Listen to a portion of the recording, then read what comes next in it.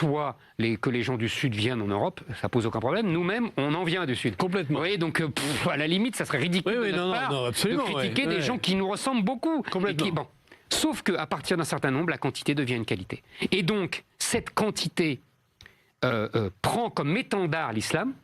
Ce n'est pas écrit, ça aurait pu être autre chose, mais c'est l'islam.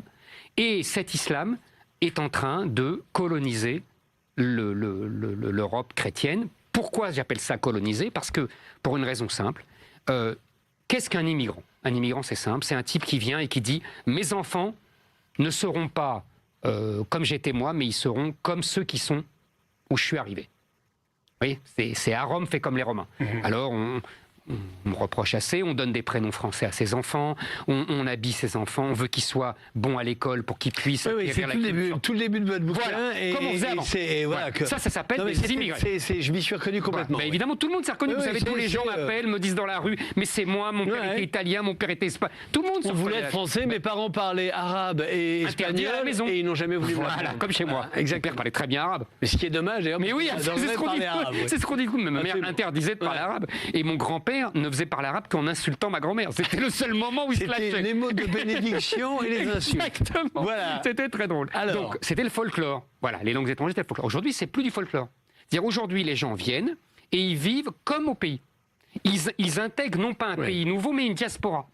Et ils donnent des prénoms du pays à leurs enfants, ils regardent les télévisions locales, enfin de leur pays, ils parlent arabe ou une autre dialecte, une autre langue à la maison.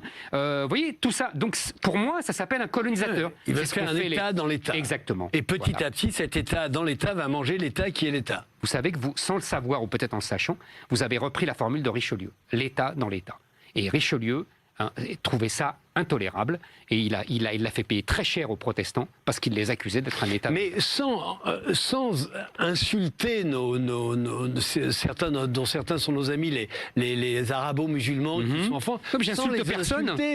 Mais est-ce qu'on ne peut pas leur faire comprendre ça, que en fait, la France est un pays laïque, ce pays que nous on a aimé, est un pays où il y a une chose qui m'a beaucoup frappé d'Angers à un moment, vous disiez, à mon époque on disait pas kippa, on disait calotte. Et ben moi je me souviens qu'on disait calotte. Mais évidemment. Aussi. Sans insulter cette communauté, pourquoi ne pas leur dire entrez dans nos règles, faites que la France soit plus riche encore, car vous leur apportez une culture, mais en respectant celle que vous avez adoptée. Mais c'est même pire que ça.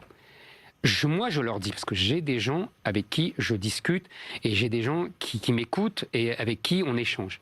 Moi, je leur dis, mais vous êtes venus ici justement pour quitter les défauts de la culture arabo-musulmane. Et vous avez bien raison, parce que, vous savez, on dit toujours le christianisme a un problème avec l'argent, le catholicisme a un problème avec l'argent, le protestantisme a un problème avec le sexe, vous savez, toujours ce qui est en partie vrai, en partie faux, peu importe. Et l'islam a un problème avec la liberté, en vérité. Parce que ça ne veut pas dire soumission pour rien. Et donc les gens qui viennent en France, c'est parce que l'islam a un problème avec la liberté. Et parce qu'ils veulent la liberté. Exactement. Vous savez, Lévi-Strauss, à la fin de Triste Tropique, on le cite jamais, dans les dernières pages de Triste Tropique, vous pourrez aller chercher, fait une comparaison entre le christianisme et l'islam. Et il dit pour l'islam, son problème, c'est qu'il néantise l'autre. C'est qu'il ne supporte pas l'autre. Et quand on dit l'autre, ça veut dire le non-musulman, ça veut dire la femme, ça veut dire l'étranger. Vous voyez, c'est tout un ensemble. Bon. Donc ces gens-là, ils quittent les défauts de la civilisation arabo-musulmane. C'est pas pour les retrouver ici. C'est même une folie pour eux. Donc plus ils viennent ici, et plus ils détruisent ce qu'ils sont venus chercher. C'est un paradoxe incroyable. Quand vous parlez